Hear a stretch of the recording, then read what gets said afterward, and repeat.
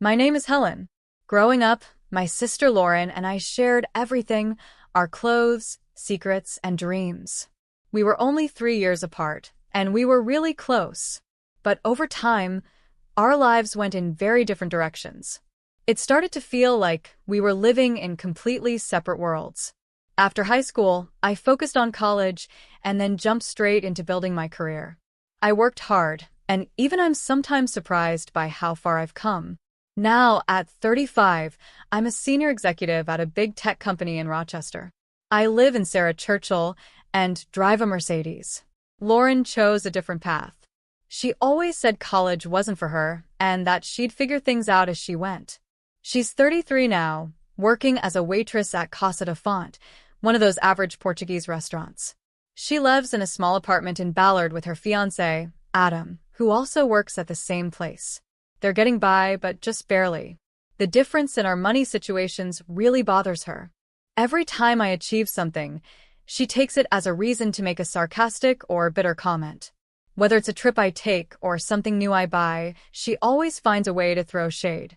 Even with all that, while I was planning my next vacation to Portugal, I had an idea. Our parents' 38th anniversary was coming up in 3 months, and I wanted to do something special. They've never been to Portugal. They always said it was too expensive.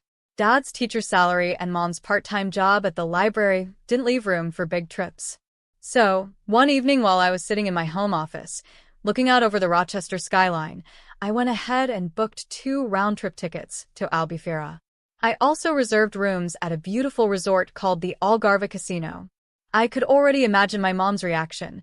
She'd probably cry happy tears, like she always does when she's really touched. At first, I didn't plan on inviting Lauren. I know that sounds harsh, but after years of her rude comments and hidden anger, it just didn't feel right. I wanted this trip to be calm and peaceful, just me, Mom, and Dad enjoying 3 weeks in paradise. But when I shared the news at our monthly family dinner, Lauren reacted right away, and of course, it was exactly what I should have expected. "Oh my God, that's amazing," she shouted, hugging our parents. Then she looked at me with a smile that I now realize was more about planning than excitement. "When do we leave?" she asked. That one word, "we," made my stomach drop. I opened my mouth to explain she wasn't invited. But then I saw Mom's face, glowing with joy at the thought of both her daughters coming. "It would be so wonderful to have the whole family together," Mom said, reaching for Lauren's hand. "Just like when you girls were little and we used to go camping." Dad smiled and nodded. It's been too long since we all went on a trip together. And just like that, my quiet, simple plan started falling apart. Lauren smiled like she had just won. I knew I was stuck. That night, I spent 4 hours on the phone trying to fix the bookings. Originally, I had planned a nice ocean view room for Mom and Dad and a single room just for me. But now I had to figure out how to fit in Lauren too. "I'm sorry, Miss Nathan," the hotel agent said. "We're nearly full for those dates. Your parents' room is confirmed, but the only other rooms we have are luxury singles." I sighed and rubbed my forehead while staring at the hotel website. The luxury rooms cost almost twice as much as I had planned to spend. I thought maybe I could share a room with Lauren to save money. "There's nothing else?" "No, basic rooms." I asked. "I'm afraid not," the agent said. "It's peak season." I could already hear Lauren's voice in my head. "Oh, is it too expensive for you, Miss Executive?" I clicked the book now button a little too hard. Fine. I'd take the luxury single. When I called Lauren to tell her everything was set, all she said was, "Well, I hope you got me a room with a nice view. And don't forget to send me the flight details too." Great. Another cost I hadn't planned for. But at that point, what was another few $1,000s? I booked her a first-class seat next to mine and tried to tell myself this might finally help fix things between us. 3 weeks later, we landed in Albufeira. Mom couldn't stop smiling. Dad was taking pictures of everything, even the bathroom signs at the airport. And Lauren? She was already posing for selfies near the luggage carousel. The hotel was even more beautiful than I expected. We got our keys and headed to our rooms. Mine and Lauren's were on the same floor. Mom and Dad's room was 3 floors above. I had just finished unpacking when Lauren knocked on my door. Hey, we should take some pictures before the sun sets, she said, holding up her phone. The light is perfect right now. I grabbed my sunglasses and followed her down to the beach. Mom and Dad were already there. Dad was wearing his usual vacation shirt, a super bright Portugal and one he's had since I was in high school. Okay, Helen, Lauren said, handing me her phone. Can you take one of me with Mom and Dad? I took the phone, thinking this would be the first of many photos with all of us. Lauren stood between our parents. They all smiled while the waves crashed behind them. Perfect, Lauren said, grabbing her phone back. Now let's. She stopped mid-sentence, staring at her screen. Oh wow, look at that sailboat, she said. I'm gonna get some shots of it before it's gone. And just like that, she ran off down the beach. We didn't get one with all of us. I called after her, but she either didn't hear me or just ignored me. I tried to let it go. It was just one photo, right? But over the next few days, I noticed a pattern. At dinner that night, Lauren asked the waiter to take a photo of her with Mom and Dad. Then, as soon as I suggested taking one with me in it too, she suddenly got busy reading the menu. The next morning at breakfast, she took selfies with them while I was getting coffee. At the pool, on the beach, in the hotel garden, everywhere we went, Lauren was setting up little photo shoots. And somehow, I was never in them. I probably shouldn't have looked at her Instagram that night, but I couldn't help myself. Sitting in my room, I scrolled through her posts, and with every swipe, I got more upset. Best gift ever, taking Mom and Dad to Portugal for their 35th, one caption said. Family first. Blessed. Best daughter, read another. Photo after photo made it look like she had planned and paid for the whole trip. A perfect family vacation. Except I was missing from the story. Even in the few pictures where I was in the background, Lauren had cropped me out. In one shot at the beach bar, you could just barely see my hand holding a drink in the corner. That was it. That was all that was left of me and my sister's version of this trip. The next morning at breakfast, I watched her setting up another picture with Mom, carefully posing her with the ocean in the background. I wanted to say something. Like, hey, stop acting like you paid for this trip on your waitress salary. But I didn't. That would just make me sound bitter. I booked a special trip for all of us the next day, a private tour to a nearby island. It was expensive, but worth it. The plan was to visit waterfalls, volcanoes, and a quiet bay where big sea turtles gather. The tour guide said it would be a small, private experience, perfect for a group of 4. But that morning, Dad woke up feeling sick. His blood pressure had been acting up, and the heat made it worse. Before I could say we should reschedule, Lauren jumped in. Oh, Helen should definitely stay with Dad. Mom and I can still go, right, Mom? We wouldn't want to waste the booking, she said quickly, like she was being helpful. But I knew she'd been waiting for a moment like this. I was about to say something, but then I looked at Dad. He looked worried. If I pushed back, it would seem like I cared more about the tour than about him. So I smiled and said, of course. You two go ahead, Dad, and I will have a relaxing day.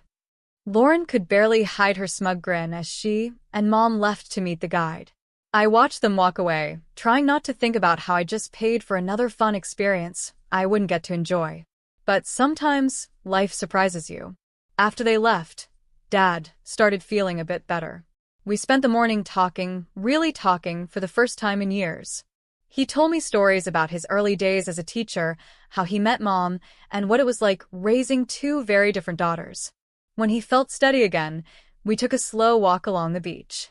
The sun wasn't too strong, and the beach was quiet. We found a shady spot under a palm tree and sat there for hours, talking about everything and nothing. He asked about my job, not just the usual small talk, but real questions. He wanted to understand what I do, how I feel.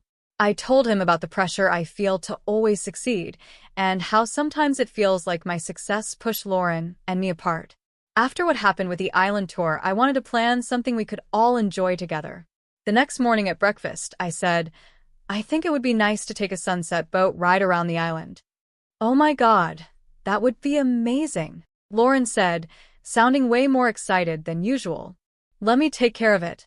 I saw the perfect tour company down by the beach yesterday. I paused. Something about how excited Lauren was didn't feel right. It made me nervous. But Mom looked so happy that I pushed the feeling away. Sure, I said, taking out my credit card. Just tell me how much. It's on me. But before I could finish, Lauren cut in. She was already typing on her phone. You can just pay when we get there, she said quickly. The next evening, we all walked down to the beach together. Lauren was a few steps ahead, practically skipping, with her phone in her hand like always, probably planning her next Instagram post. When we reached the dock, I saw a small white boat gently floating in the water. It wasn't huge, but it looked nice, clean, and fancy. Lauren jumped onto the boat right away, then turned back to us with that fake sweet smile I'd come to know too well. It was the smile she always had before doing something shady. "Oh, Helen," she said in an overly sad voice, "I'm so sorry, but there are only 2 seats on this boat. Safety rules, you know." Mom, Dad, come on.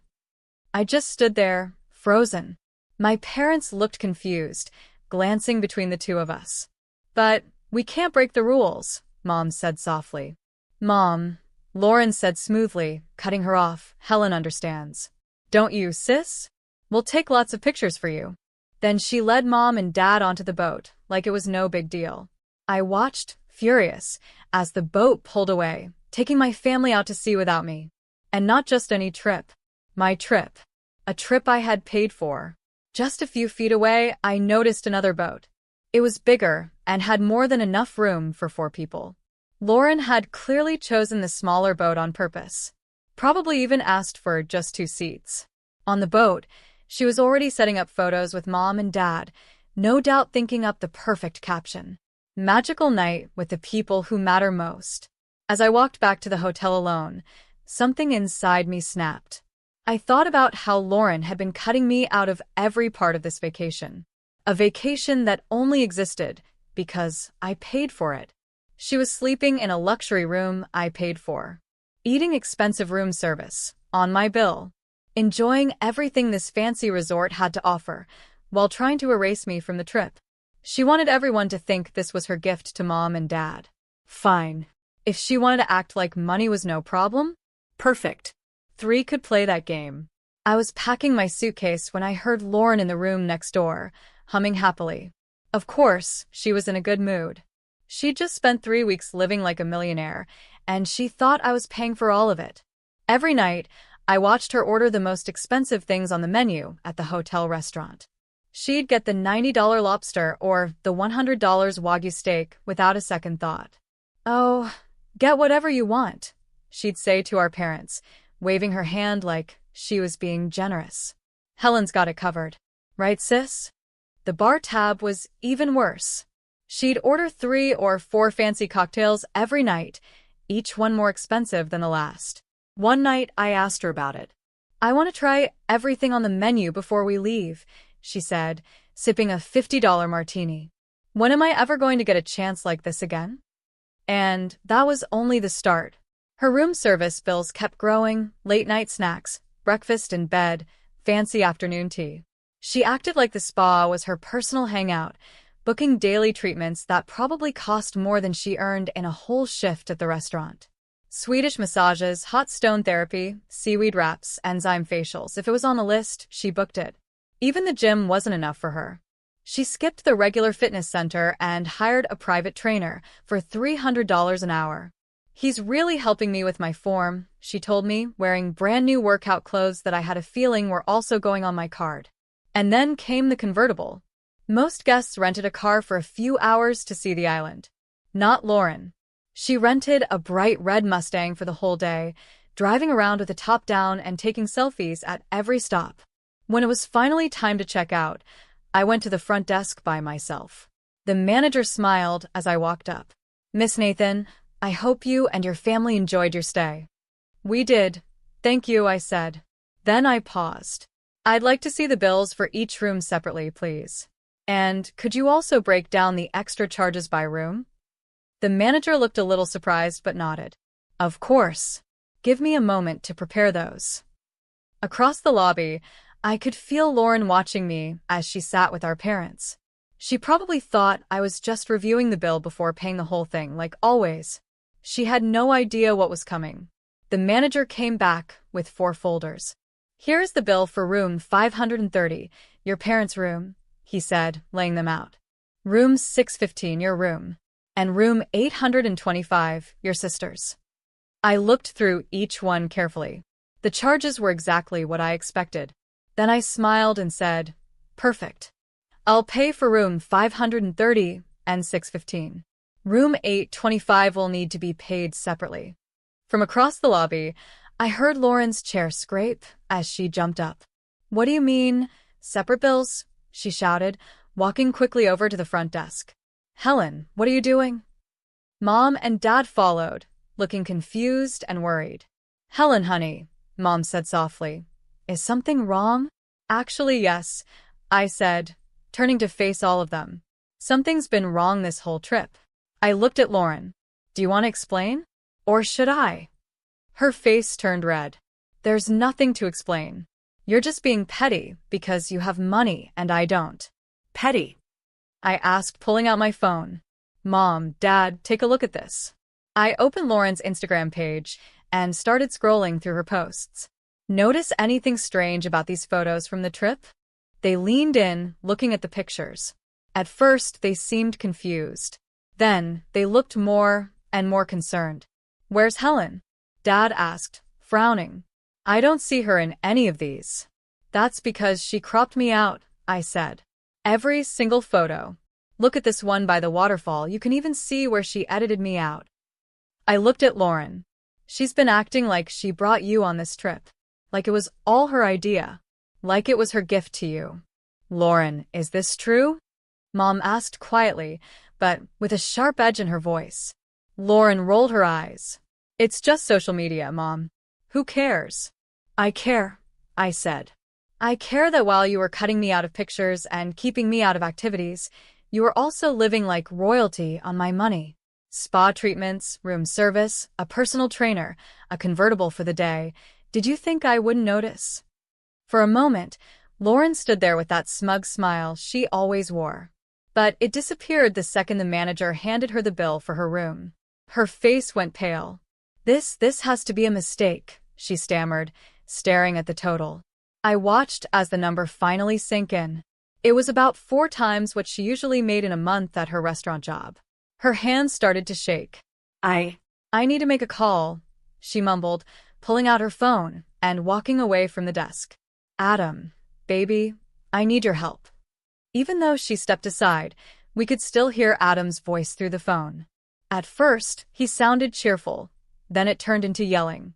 "What do you mean, how much?" Lauren tried to keep her voice low. "No, listen, I know it's a lot, but yes, I know we were saving that for the wedding, but no, she won't pay it. She's being ridiculous." Adam's voice got louder. "You told me the whole trip was free. That your sister was paying for everything." Mom covered her mouth, her eyes filling with tears. Dad just stood there, shaking his head slowly. I watched my sister pace back and forth, begging her fiancé to help her pay the hotel bill she had racked up herself. I won't lie, I felt a bit of satisfaction. After 40 long, tense minutes in the hotel lobby, Lauren's phone finally pinged. She got the money. Adam had sent it, but not without one last message that came through loud and clear. "I'm tired of your expensive taste and your rich girl dreams. We'll talk about this when you get home." The taxi ride to the airport was painfully quiet. Mom stared out the window. Dad kept fiddling with his wedding ring. Lauren sat stiff and silent, gripping her phone like it was the only thing holding her together. The only sounds were the air conditioning and the occasional buzz from her phone, probably more angry texts from Adam. At the airport, things got even worse for her. As we walked toward the gate, I saw Lauren look down at her boarding pass, then at mine.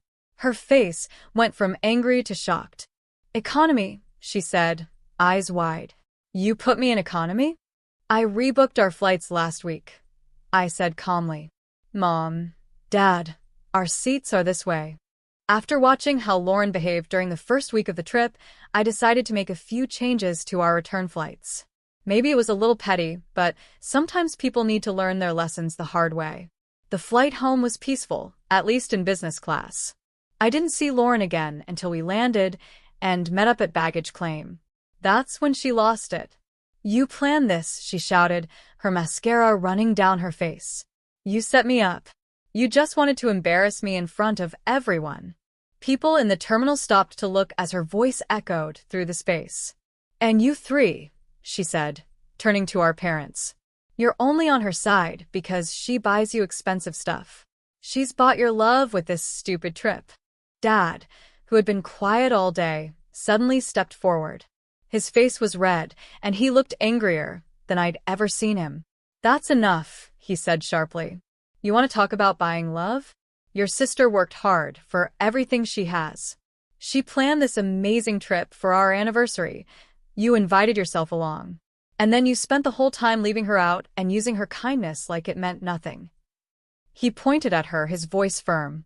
"If you can't be grateful for what your sister did, then don't say anything at all." Lauren's mouth clamped shut. She stood there, shoulders shaking, while travelers around us tried to act like they weren't watching our family argument by the baggage carousel. I pulled out my phone and called a taxi for the three of us. Then I looked at my sister. "Do you want to share the ride?" She wiped her eyes, smearing her makeup even more. "I'll never sit in a car with you again," she snapped. "I'll find my own way home." As our taxi pulled away from the curb, I saw Lauren in the rearview mirror, standing alone with her fancy suitcase. A week after we got back from Portugal, Mom called me during my lunch break. "Lauren and Adam broke up," she said right away. Her voice sounded tired, like she'd been dealing with a lot. When they got home, Adam wanted to talk about her spending. He brought up the hotel bill, and well, you know your sister. I didn't know her. I could picture it clearly: Lauren, still upset about what happened at the airport, getting mad all over again when Adam brought up money. She probably called him cheap and said he wasn't good enough for her. Mom continued. She told him he had no drive, that he wasn't ambitious enough. He told her she was living in a dream world, like money just falls from the sky. They yelled at each other for hours. "Let me guess," I said. "She threw her ring at him, right in the middle of Casa de Font during dinner rush." Mom sighed. She quit her job, of course. Said she couldn't work there with Adam. "Where is she now?" "Back home with us. She showed up last night with 3 suitcases and her cat. She's in your old room. It's now her escape from the world." I leaned back in my office chair and looked out at the Rochester skyline. My sister was back where she started, in the same room I left behind when I went to college. "Has she said anything about me?" I asked, though I already knew the answer. "She won't even let us say your name," Mom said. "Your dad tried talking to her about what happened in Portugal, but she shut him down. She's convinced you planned the whole thing to embarrass her." "Mom, you know that's not true." "Of course we know, honey," she said gently. "You don't have to explain anything to us. We were there. We saw it all." That was 4 months ago. I still have dinner with Mom and Dad every other Friday, but I plan my visits carefully just to make sure I don't run into Lauren. They say she's looking for a new job and thinking about moving to Dallas to start over. She still won't speak to me. It's like I don't exist. Sometimes I scroll through my phone and look at the photos from Portugal, the ones where I'm behind the camera, watching my sister smile with our parents. I think about deleting them, but I don't. I keep them as a reminder, not of a vacation that went wrong, but of the moment I finally stopped trying to buy my sister's love. Mom still hopes we'll make up one day. Dad's not so sure. He knows both of us too well. As for me, I've found peace in the family I do have, the one that sees me, even when I'm not in the picture. I don't have the family I once hoped for. Every other Friday, I sit at my parents' dinner table and we talk about everything, except the empty chair where Lauren used to sit. Next time I plan a trip, it'll just be me and my parents. 2 tickets. 2 seats. 2 people who understand that the best things in life might be free, but real relationships still come with a cost, and it has nothing to do with money.